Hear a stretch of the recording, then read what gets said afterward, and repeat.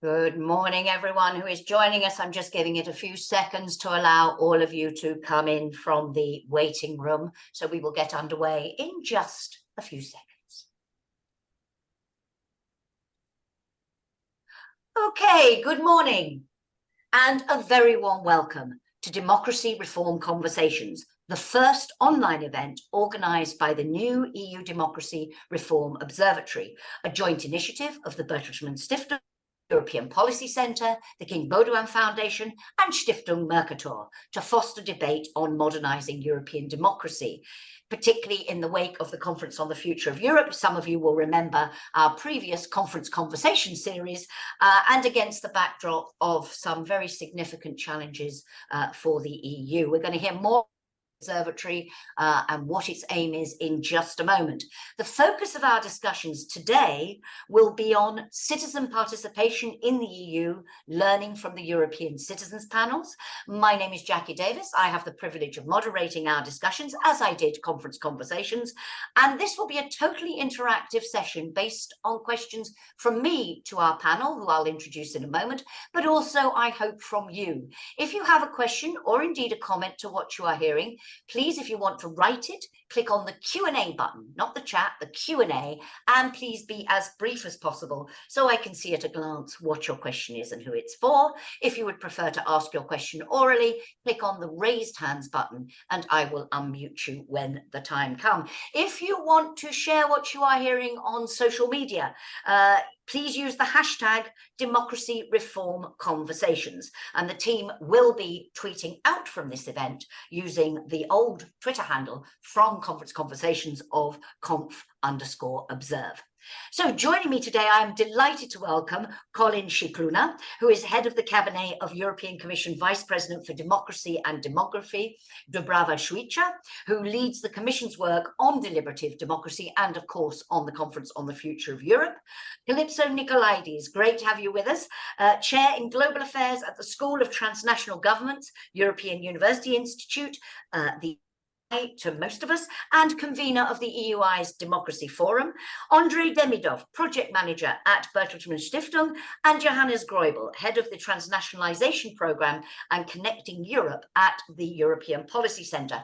First, as I said, we're going to hear a little bit more from Johannes and Andrey about the observatory, and then we're going to talk about what impact the Conference on the Future of Europe has had on the EU's decision-making process over the last year.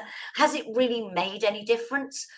What has its impact been and where is it going? And in this context, we're going to consider some of the recommendations contained in a report published by the Democracy Reform Observatory yesterday, entitled Assessing the European Greater Ambition Needed. If you haven't had a chance to have a look at it yet, I do urge you. It goes into a lot of detail. We won't be able to go into all that detail today, but I do hope we'll touch on some of the key recommendations. So, as I said, let's start by finding out why we're here, what the observatory is. Johannes, why did you and the other partner organisations decide to launch this observatory? Thank you, Jacki. First of all, it's great to be back, if I may say so, also from the whole observatory team. Yeah, the observatory is a joint initiative, as you said, that we undertook together with the Bertelsmann Stiftung, the EPC, Stiftung Mercator, and the King Baudouin Foundation in Belgium.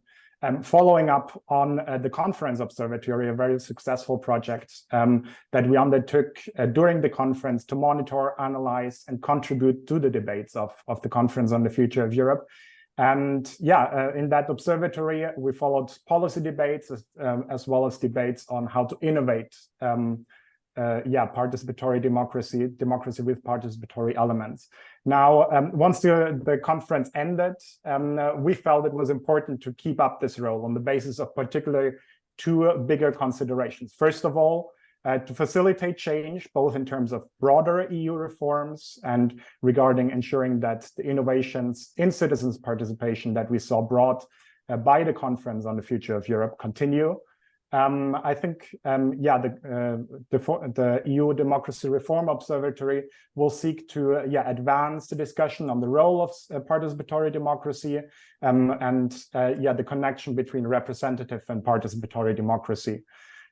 Second of all, second biggest consideration is Russia's invasion of Ukraine, which has openly challenged and contested European democracy and raised serious questions and also very fundamental questions about the resilience and the future of our democracy and our decision-making. So it has, as it stands, also reflected within the EU institutions whether this current setting of the institutions is still fit for purpose. And in that context, the EU Democracy Reform Observatory seeks to reflect on proposals on how to reform the EU, especially in the context of the Zeitenwende and the broader state of democracy that we're in. So using these two prisms, we want to spark ideas, shape ideas, and with in-depth analysis and debate, particularly also in view with the European Parliament elections. Thank you very much. And just to answer a question already from one of our audience, can we take a screenshot and post it with the hashtag on social media? We would love it if you did that.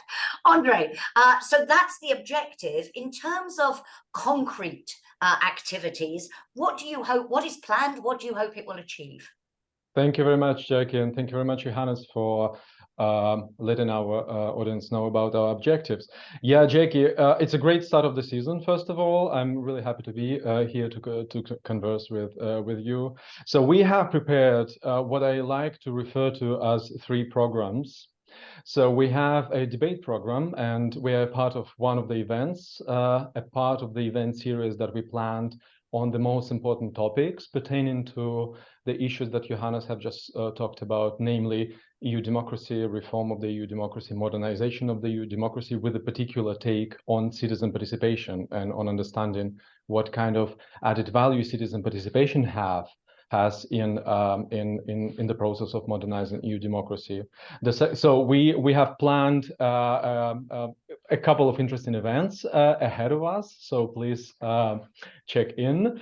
The second program is our analysis program. We would like to focus on understanding how already existing participatory mechanisms, such as European citizens panels, functioning at the moment, how they're performing, and what could be done to improve them and enhance them in the future. And we have a research program within which we would like to understand something more about citizen participation, as I said, its place in the what I would refer to the EU process, by which we mean policy-making process, political process, and so on and so forth. And we would like to understand also the bottlenecks that prevent citizen participation from moving forward, political bottlenecks or policy bottlenecks, and so on and so forth. And especially our big idea is understanding whether citizen participation could be an instrument of the ongoing EU change or reform process that we are all increasingly more and more often talk about. And what is the role of what could be the role of citizen participation in this process? So these are our 3 concrete things that we are working on. And all things we're going to start the discussion on, I hope, today. So thank you very much. And you mentioned earlier that link between representative and deliberative democracy. That will be the subject of our next conversation during October. And you also talked again about that analysis. Just a reminder, the paper that I mentioned earlier by Andrey and Johannes with their colleague from the EPC, Pearl Petit. So we'll come back to all of that. Calypso, I know you can't stay with us for the full hour, so I want to dive straight in. And Colin has very kindly suggested I come to you first. I wanted to just quote to you something Vice President Šuica said and told the citizens at the Conference on the Future of Europe feedback event in December. And she said, and I'm quoting, "I'm quite confident in saying here today that democracy will never be the same again. We have changed it. You have changed it." Was she right? Has it really changed? And has it changed in a way that will be permanent, or i.e. last beyond this commission mandate, this term? Do you think something fundamental has shifted, Calypso? Jacki, thank you for having me. And yes, I was in the room that day on December 2nd. I heard the commissioner say this. And in many ways, she's right. And in many ways, what we have experienced. This whole conversation we're having today is, what are we learning? And learning is a process, it's a journey of this experiment. You know, we are asking both whether what happened last spring, these kinds of second generation citizens panel, learned from the Conference on the Future of Europe. And they did. Facilitation was more fluid. There was more engagement with the citizens. We could say many things on that. But we're also asking a second question. Now that this second generation has happened, what is there to learn? And what is there to learn is experimentation works. It doesn't matter whether it's a success or a failure, or how well things happen. It's the very fact that is happening, which is going to slowly change the culture, hopefully, and Colin can say more to that, of the bureaucracy of the Commission. And hopefully this will be contagious with the other two, the Parliament and the Council, in themselves being engaged in this story, because this story is indeed the story of a new kind of renovated democracy in the EU, which I hope can be the backbone for even its external image. So a lot can potentially change. The promise is immense. This is why we have started at EUI this project on the Democratic Odyssey, which we're very much in collaboration with the Observatory about. But we, along with many other actors out there, want to ride this wave and help the process really be a success. Thank you. And Colin, Kalypso there underlining as much that this is about a change of culture as anything else. It is an issue that's touched on in the paper prepared by the Observatory, but the paper also focuses a lot on turning this from a political project into an established institutional process. Your assessment of where we are in that journey, whether things have changed and really, this is a permanent change. Oh, Colin, you're muted. Yes, I'm muted. So first of all, thank you very much for the invitation, and thank you to everyone who's connected to the event, and thank you, Jacki, for the introductions and the moderation. Yeah, I think from where I'm sitting as a civil servant, of course, I happen to believe very much in the process and in the let's call it the idealism behind it, or the objective behind it, but we also have the task of translating that into the everyday realities of making policy. And I think what is and I'm glad that Kalypso alluded to it, because if I had been the first one to mention it, it would have been a bit self-serving. But it is, I think, we really need to appreciate how, in a bureaucratic context, how transformational all of this actually is. Because getting a body like the European Commission or any executive body to actually change the way in which it crafts policy is no small task. And that's actually what has happened. Because with the experience of the conference itself already fed 80% of this year's Commission work program, itself a very significant step. But then these new panels that we've held, and I agree, we have to call this experimentational as well, because we're learning by doing, and each time we try to improve, each time we try to adapt, and with the next wave we will continue to do that. But what we have done here is really quite significantly change the way in which the point of departure of drafting policy is made. As you know, the Commission has the right of initiative, so is the one that prepares and that puts on the table for the co-legislators the laws, the European laws that need to be adopted. And what we've done very early in the process is to bring in the deliberative methods.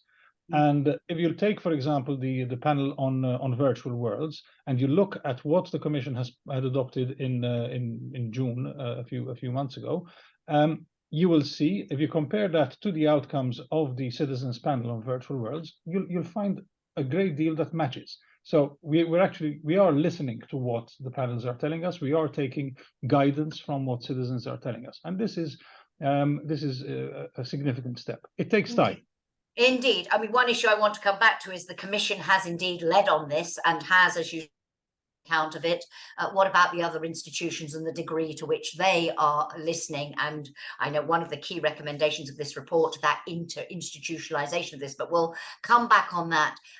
Andrey, in your perspective, I mean, the report, your paper highlights, yes, a transformational moment, as Colin says, but also a concern that this is not necessarily going to last beyond this commission. We have no guarantees at this point.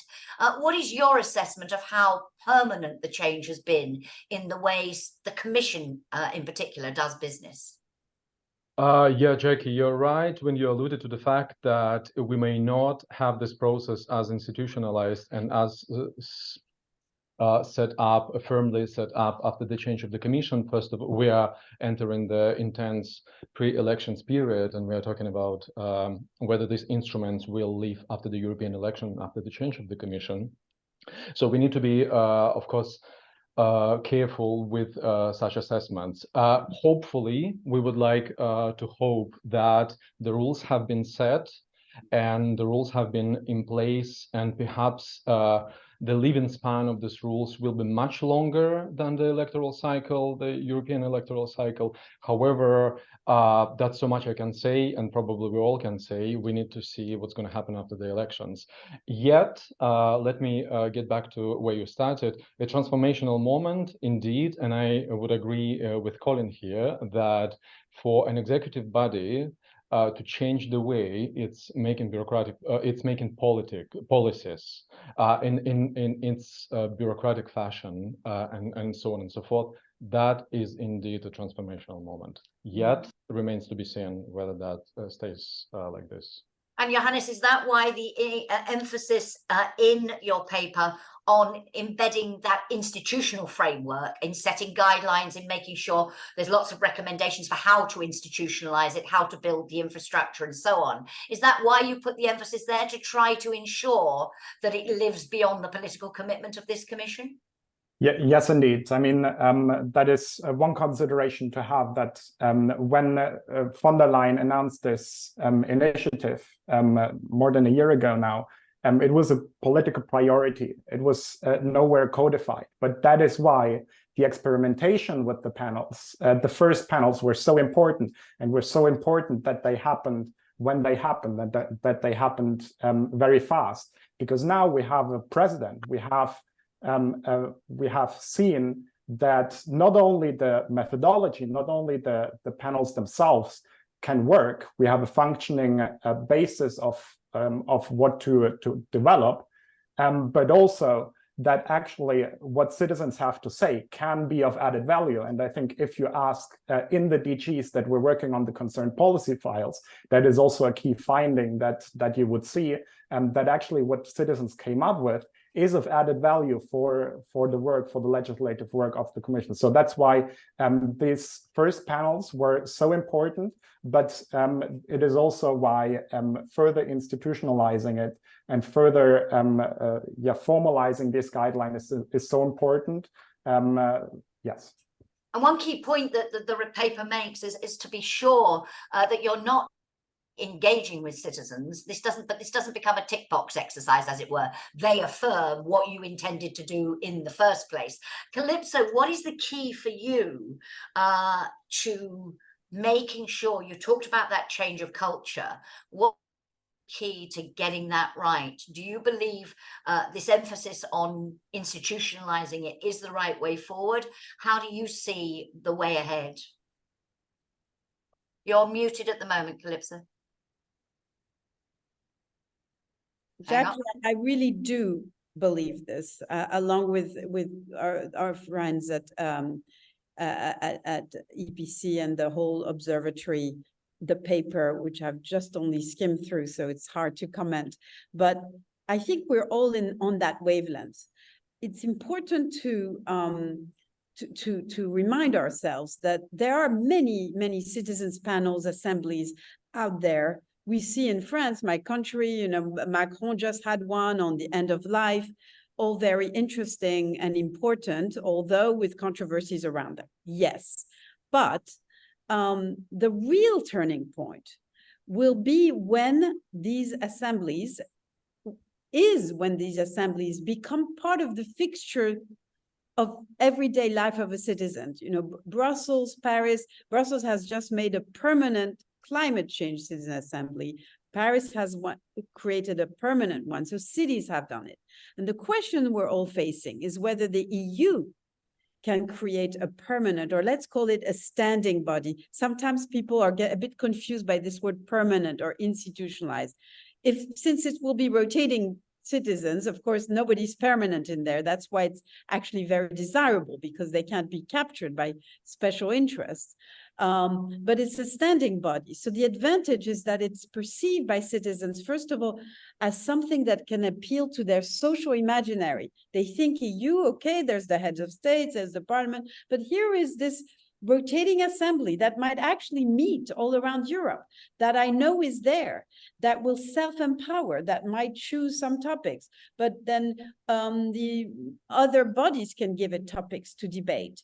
That will be part of the landscape. And that also means that how these discussions are initiated is not arbitrary. So Colin will not have to agonize as he tries to perpetuate the panels, you know, beyond the next elections. Either Colin or all his friends who are pushing for this process, or all of us, won't have to ask ourselves, will it happen at all? Because there will be a body there. And the last reason why I'm so in favor, Jackie, and respond an emphatic yes to your question, is that what Andrey was also alluding to, if it's a permanent, a standing body, of course it can't, you know, oblige the other bodies of the EU to do its bidding, because the EU is all about shared leadership and shared decision making. But it can oblige all the institutions to give reasons if it doesn't take into account, to adapt and take into account, to create a conversation, because democracy is really, I'd like to define it as everybody writing themselves in the common story. And that's what this assembly would do. So yes, and this is indeed what we're also trying to do with this democratic odyssey, where we're trying to put forward a prototype assembly that could show, also add to the commission panels in terms of learning, this experimentation spirit. We'll come back on some of the details of the things we could do, and I want to come back on the question of other EU bodies. But Colin, are you all asking yourselves, the friends of, if you like, the Conference of Europe, the European Citizens Panels, those who I think the paper highlights, some officials who've been part of this process in the panels on food waste, on virtual worlds, on learning mobility, the three we've seen so far, have become ambassadors for the process. Are you all asking yourselves, will this continue, or are you reasonably confident that you have come far enough already to ensure that in some form it will continue? Unfortunately, there isn't a short answer to that question, but if I tried to give a short answer, I think it is that I'm reasonably comfortable that this is something that will continue, because I think the experience we've had so far has been a valuable one. I think it's important. I keep coming back to the bureaucratic aspect, because ultimately institutions work thanks to bureaucrats, although very few people thank us for that. The thing is that if DGs, if departments, if the people who are working on policy are convinced that this is something that is helpful and useful and valuable, then it's going to remain. Of course, you need to have the political backing. You need to have the political declaration that this is something that is going to be part of the setup. But we have that. And it's true that if there are changes coming up in the cycle next year, that this is something that might perhaps be reconsidered. But let's remember as well that this time next year we will be having hearings for the new commission, and perhaps this is something that will be brought up during that phase as well. So the other institutions can also play a role in ensuring that these are methods, that these are approaches that we continue to keep. Thank you. Andrey and Johannes, I'll come back to you in a moment, and particularly on this, how to convince people of the added value. But Kalypso, I wanted to come to you on that point, because one of the emphases of the paper is on topic selection. And making sure you're choosing the right topics, but also talking about maybe this is used for key legislative proposals, but could it also be used maybe once every 5 years for bigger strategic direction conversations with citizens and so on? Where do you think, how do these panels fit in to the overall structure of deliberation and policy shaping and framing? What sort of topics do you think will lend themselves best? And have we had enough focus on that? I don't know what you felt about the choices for the first 3 panels that I mentioned: food waste, virtual learning, and learning mobility. How do we decide what citizens should talk about? I think that as many other observers, that these topics grew on us. But what was interesting is that it was difficult to know what they would be. So there is a dimension, and this is something I know Colin has been, thinking about, but where up to now, people, us, the citizens out there, don't know how these topics are chosen. So clearly we need to ask who and how they will be chosen in the future, how much appropriation there will be. And of course, we know from the Irish experience or the French or many others that what matters is to have topics that either politicians can't really touch, abortion in Ireland, and it's just too hard. We can't cut the golden knot. Help us, citizens. Or more of a bottom-up view, also topics that the citizens really care about for their everyday life. They see what difference it makes. In this sense, food waste was fascinating, because you saw how citizens started to think about their little gesture of everyday life, as relevant to European policy, linking the micro and the macro. Although I think it's very important, as these topics are facilitated, not to let citizens too much simply think of their own behavior. There's sometimes a behavioral bias. We need to make sure the conversation is about structures, even though they feel, oh my God, what can I change about that? But then I also believe that virtual worlds, Colin was speaking about it, was a very different idea. We're looking to the long term. These are going to define our life. What do you think? There was even some theater there to appeal to people's imagination, which I thought was brilliant to do. So the scope, and of course, mobility was also a topic of everyday life. But you could say that there was a bias, because in that conversation, it was as though mobility is always a good thing. But what about all these people in Europe who don't move? So, this is going to be organic, Jacki. We can't just come up with a list of topics. Some people have proposed that topics be coming from ECI, from European Citizens Initiatives, successful ones. Oh, wouldn't that be an interesting topic? Water, nature. They make their way, but maybe that's a way of coming up with topic. But I think that where we all converge is that if there is a standing body, then the topics and the selection of citizens and the selection of experts, all of this will be transparent. And that's the key. Absolutely. So, and I will put in the link here a blueprint that we just published on how this could work. So in parallel, because we're all in conversation about this. And that's great. And you have to leave us now, I know, Kalypso. And Colin, you want to come back in. Let me just thank you, Kalypso, very much for joining us, and do come back. Thank you so much. Colin, you wanted to react to something Kalypso said. Yeah, actually, 2 things. The first one is that I should put on the record, as it were, the fact that personally I am quite skeptical about the idea of a permanent body. I think it's a very interesting discussion to have. I think it's one we should have, but I think there are a number of drawbacks, especially this early in the process, because I do see this very much as being a step-by-step. And it's true that we have taken some significant steps in the last months, but we still, there's still quite a lot of work we need to do to convince people. And I would add here something which I think is rarely discussed. But I think we also need to convince citizens that this is something that is valuable, because we hear from people who including people who are participating in some of these processes, who say, but what can I bring to this process? How legitimate is this process? Now, I'm not saying that they aren't, but the thing is, we need to bear in mind that there's still a lot of convincing we need to do. And not only in the political sphere or in the administrative sphere, but also among the general public, to let them know what these processes are about and to get their buy-in, because I'm not sure we can assume that we have that buy-in already. Thank you. Johannes, if I could come back to you, I say you highlight in the paper a number of improvements that you think should be made. And just say I'm going to come to some questions after this question, questions from the audience. But Johannes, topic selection, as I mentioned, and framing is one of them. What else would you highlight in terms of improving the process based on what we've learned from the ECPs, the citizens panels, about the topic, went, how it worked, and so on?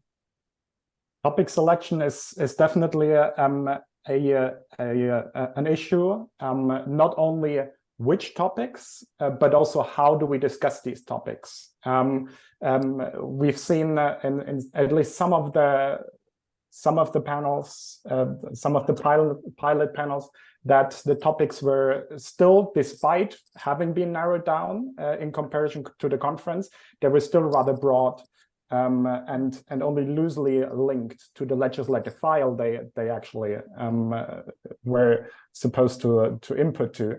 A second consideration is, I think, expert selection and input, which again has been massively improved in comparison to the conference on the future of Europe. There's been more time for experts to give input to the debate.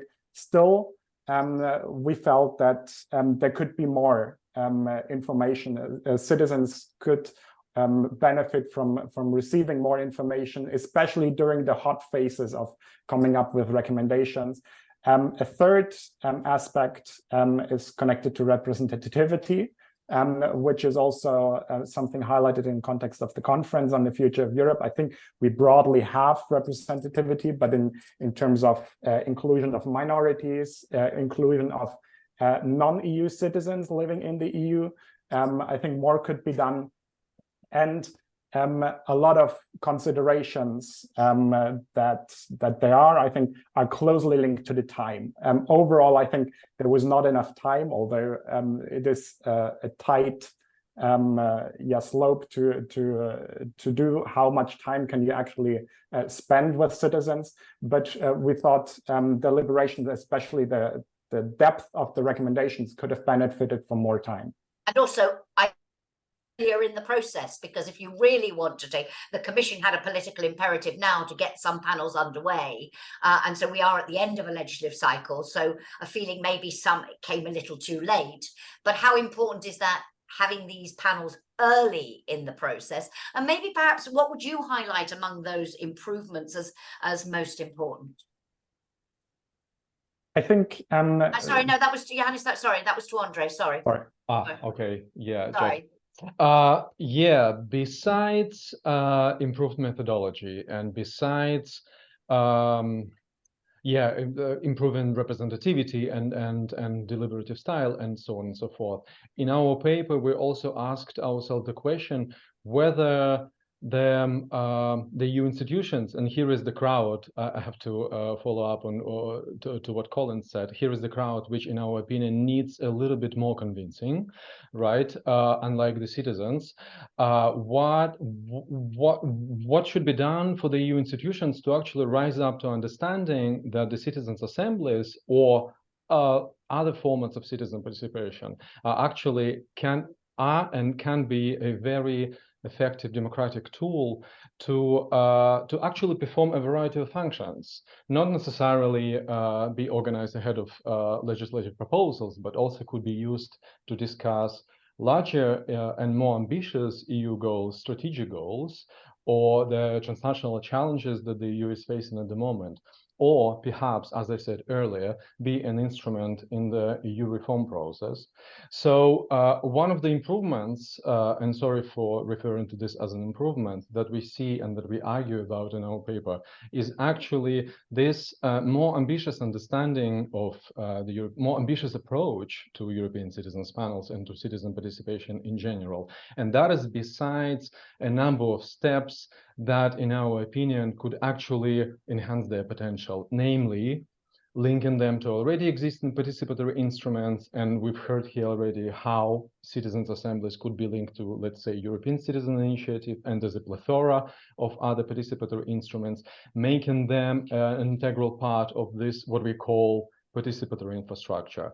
Perhaps another measure could be rethinking what various functions at what stages and phases of the EU policy cycle such participatory instruments could be performing, right? So we are talking here about the legislative input. However, in the EU, and Colin knows that better than us, we have also the implementation stage, we have the stage of impact assessment here, and so on and so forth. So embedding, and not so much embedding, but actually trying to figure out what are the functions that this format could be good for, and so on and so forth. And that is, from our perspective, one of the additional improvements. The questions that we need to answer. Colin, a quick reaction on that, if you would, before I turn to some of our audience questions.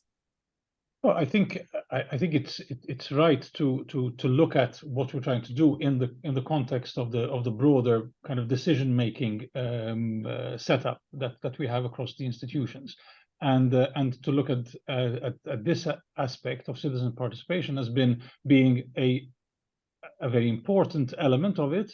It cannot be the only one, because, for example, I mean, it would be lovely if we could have citizens panels on all Commission initiatives.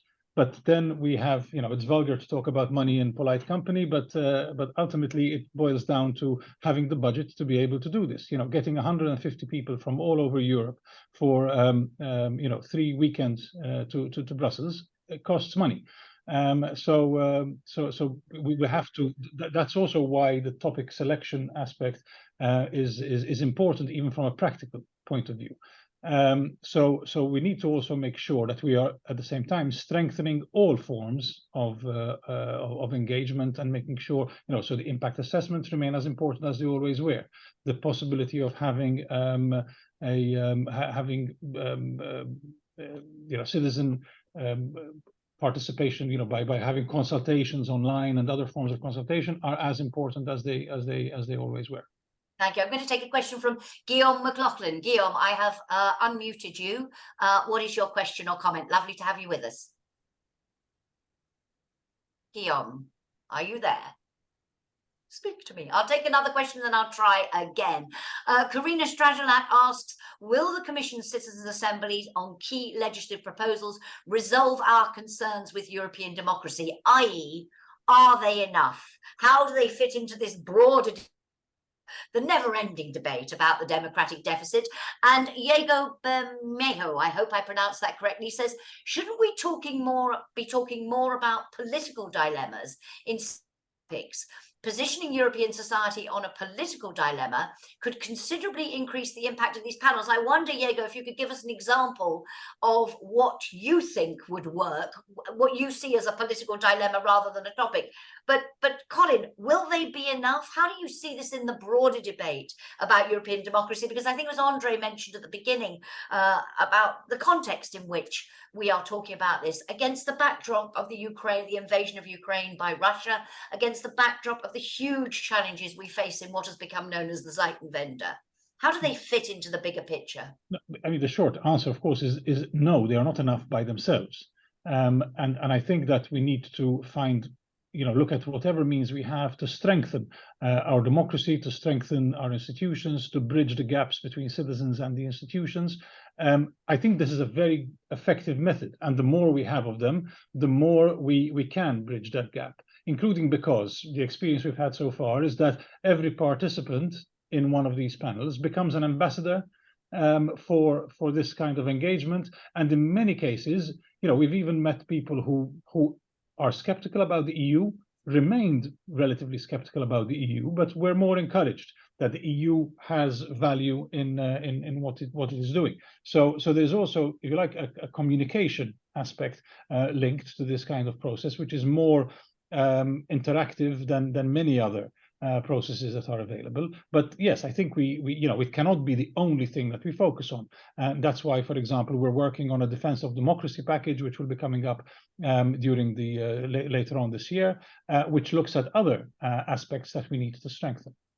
Can I just one other that really I think is directed at you from Angela Yane, who says, what is the key argument that convinces politicians and civil servants to support citizens panels, citizens assemblies? And what is the key contra argument? Andrey mentioned at the beginning, understanding the bottlenecks. Angela's asking, what could prevent these panels from being taken further? So in a political context, Colin, you talked about within the institutions, the paper, they've interviewed people who've been involved in this, who have indeed become ambassadors, who've been involved. What's the key, do you think, to the convincing people of that added value? Well, I've always thought that seeing is believing, because looking at these panels in abstract or as an academic exercise has its value.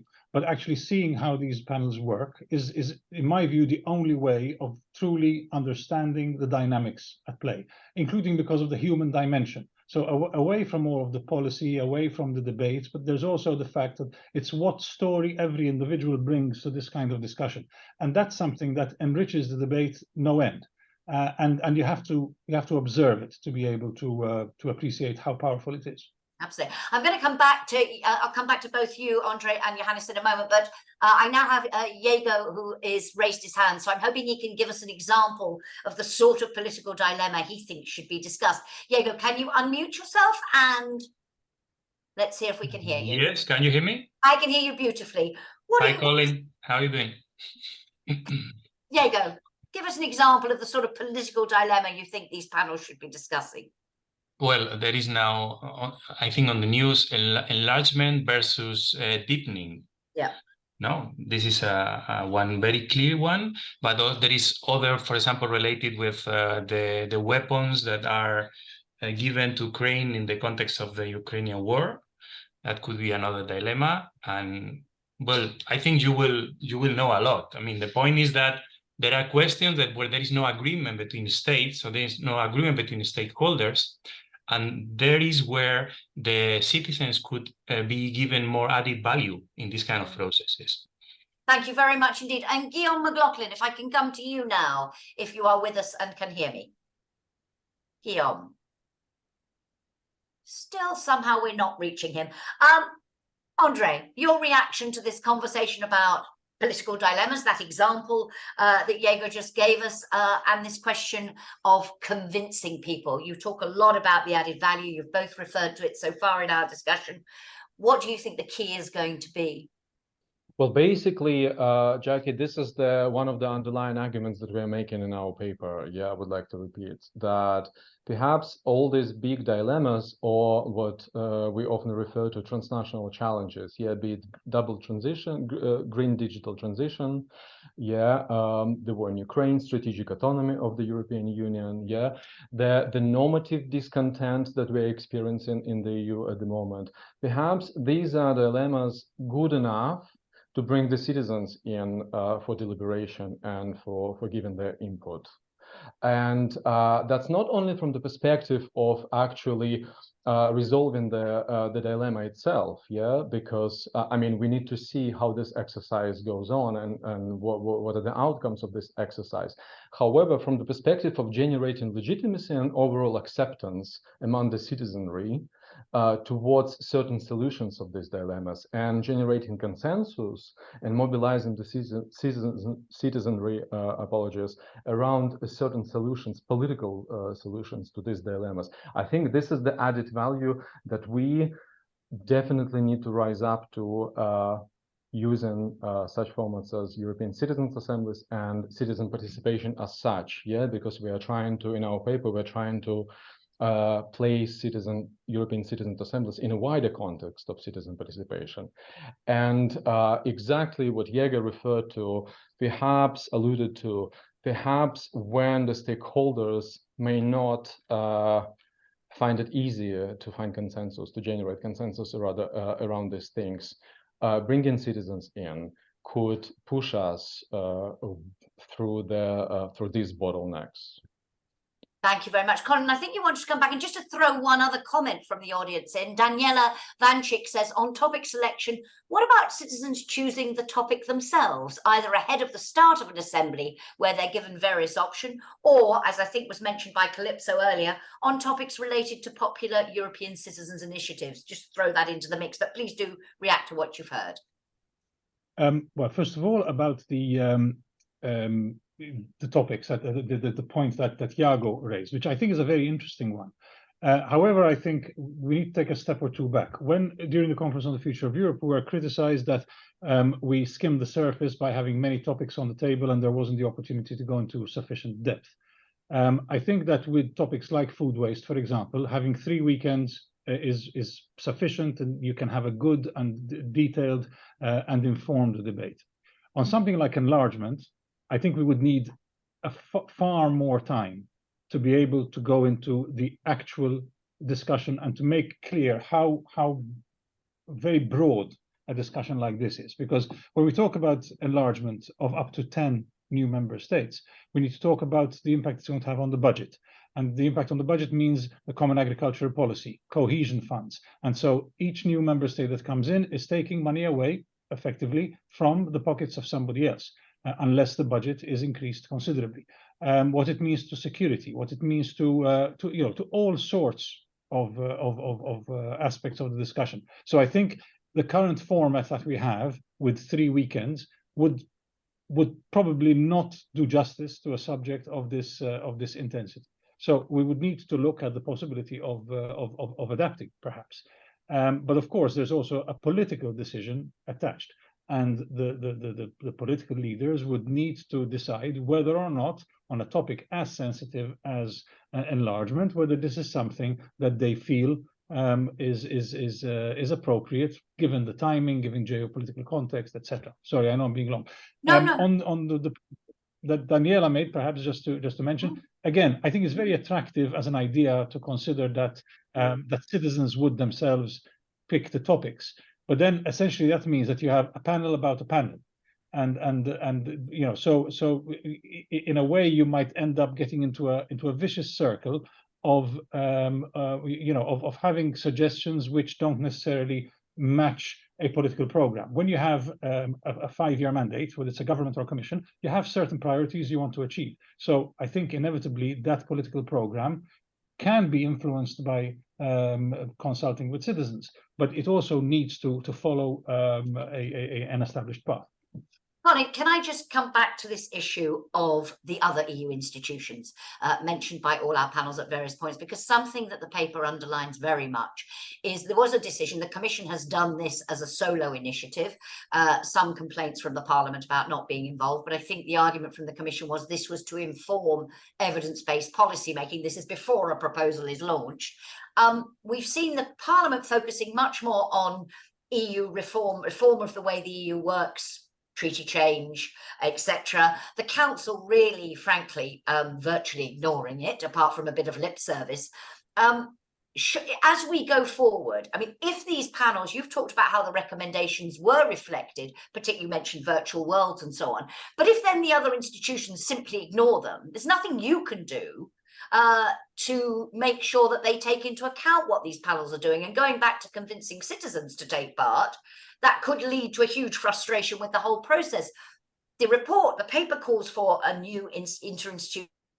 How do you see the way forward there? And are you making any progress with getting particularly the council to buy into this program? Well, I mean, I can't speak on behalf of the other institutions, but first of all, just a quick word. What we've decided to do is, as you said, early in the policy cycle, as part of the design process, as part of the fact that the Commission has the right of initiative. So we draft the policy and we put it on the table. So as part of that process, we are also consulting citizens' panels. The co-legislators, the Parliament and the Council, have their role later in the process. We put it on their table. They are the ones who will ultimately take the decision. In taking that decision, they can look at a wide variety of sources, including the debates in the citizens panel. They can come and observe them if they would like. They can come and listen to what citizens are discussing, not to get involved in it, but to listen and to observe in the way that we have a number of observers taking place. If the parliament, for example, organizes hearings as part of their process of reaching a position on a particular initiative, they're completely free to invite citizens to participate in that hearing. The council, so the thing is that the fact that we're doing it at this stage of the process does not preclude anyone from benefiting from the process as well. When do you think we need a formal agreement on how this process fits into the broader policy-making agenda? I mean, I'm not sure we need one. In the conference, we had a formal agreement that each institution would, where the commitment that each institution would follow up within its competencies and within its abilities to do that. In a sense, we can say that there's the spirit of that commitment which remains, and so we don't need to actually have a formal decision that would reflect that. If that Andrey, Johannes, you call for such an agreement. Why, Johannes? I mean, I think the important thing is regulating or formalizing the follow-up stage of what happens once citizens came up with their proposals. What happens once the citizens panels are over? That has the Commission internal element in terms of how exactly do DGs work with the results, but then also the interinstitutional element. As Colin mentioned, these panels are a very specific element, a very specific instrument for a very specific purpose, informing the policy drafting, the legislative drafting on the Commission side. That's why it was, I think, the right decision that the Commission did it as they did it, on their own. However, in the following stages, when it goes to co-legislation, both other EU institutions are involved. Both EU institutions at least have to acknowledge the results of the panels, and that's why at least getting an agreement early on in how these institutions might take up these recommendations or work with these recommendations is important. Just to give one small example, for the citizens panel on food waste, I think the panel had great recommendations, but many of the recommendations were targeting implementation. Implementation is an aspect of member states, is a competence of member states. So having member states involved in the process, at least to some extent, is essential, at least to my opinion. Let me throw in, before I come to you, Andrey, Guillaume McLaughlin, who, as we haven't been able to connect orally, has written it. I wanted to indicate, says Guillaume, that Parliament will adopt a report next week, which is supporting the installation of more systematic citizens' consultation, as well as treaty reform, that will also promote enshrining citizens' consultations into the treaties. This, he said, is a response to your points about making sure the process is maintained.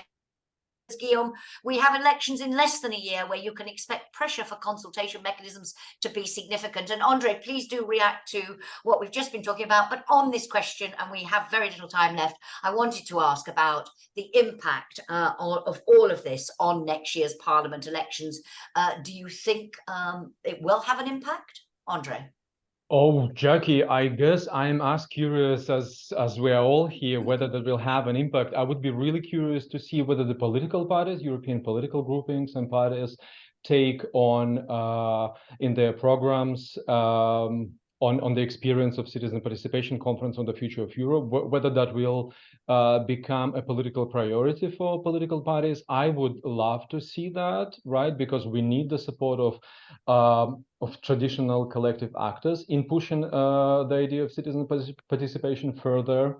We would like to have an event, by the way. Sorry for getting back to the objectives of the EU Democracy Observatory. We would like to to have an event discussing how the European political parties relate to the issue of citizen participation. And that's perhaps so much I can say. I'm looking forward to the new electoral season, just to see how that may or may not turn into a political demand. So watch this space. But Colin, do you think it will have any influence on the parliamentary elections? Well, first of all, I wanted to clarify that the outcomes of the panel are part of the package that gets sent from the Commission to the other institutions. So the Parliament and the Council have official access. Let's say it's not just that we publish the outcome, but we actually hand over when we hand over the file. This is part of the package.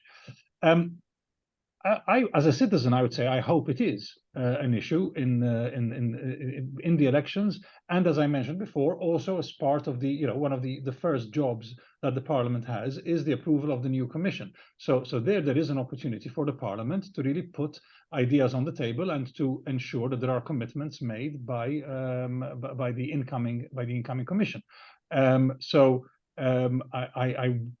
I think, in fact, because sometimes I think we don't realize, I myself perhaps was too close to the Conference of the Future of Europe to really appreciate this, but I think the impacts of the conference, and not just the conference itself, but the ripple effect that it's had on this kind of ecosystem is perhaps larger than we realize.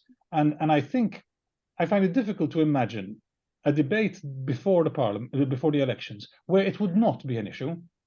Because in a way it's there. It's something that as Guillaume mentioned, the Parliament has various initiatives which are being debated and have been being debated since the conference, and is making sure that this remains high on the political agenda. We've been doing our part as well in the Commission. So watch this space. We will come back to this issue, we hope, in future conversations. Just one comment for a member of our audience before I ask you a very final wrap-up question. Denise Cervantes says, as regards the process of citizens panels, how about the possibility of having standing committees of representatives, NGOs from all walks of life? Objective should be to bridge the demographic deficit, says Denise, with many EU citizens feeling disenfranchised and left out of the processes.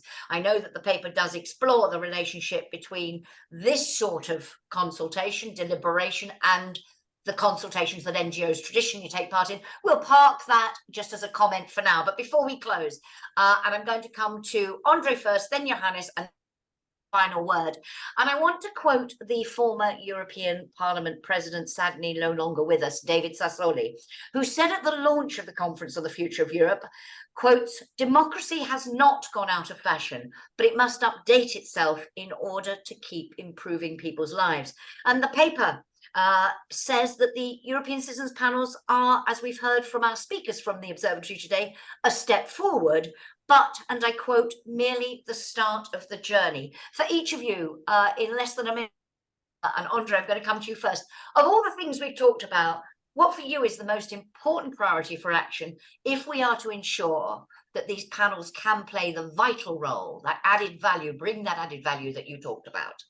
Yeah, Jackie, my answer is going to be very short. It's, of course, forging a political agreement between the institutions. And here I'm particularly referring to the political realm, not the realm of legal institutionalization, as much as I am a fan of firmer and clearer rules.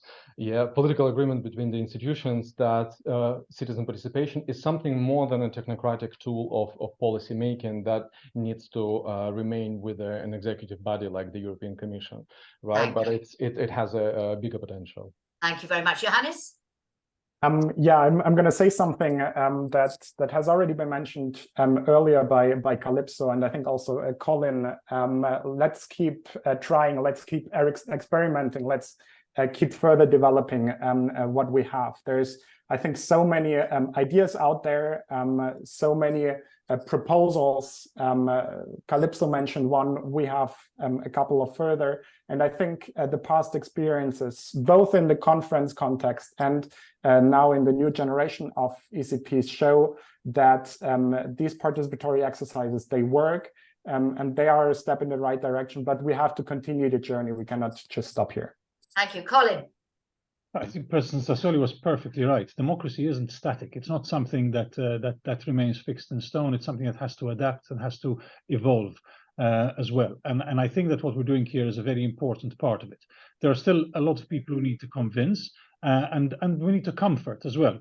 On the one hand, we need to continue saying that deliberative practices are in support or to strengthen our representative democracy. That for me is a fundamental point, because there are some who worry that we're trying to replace or we're trying to remove. That is absolutely not the case, and I think that these are methods that help to strengthen our representative democracy.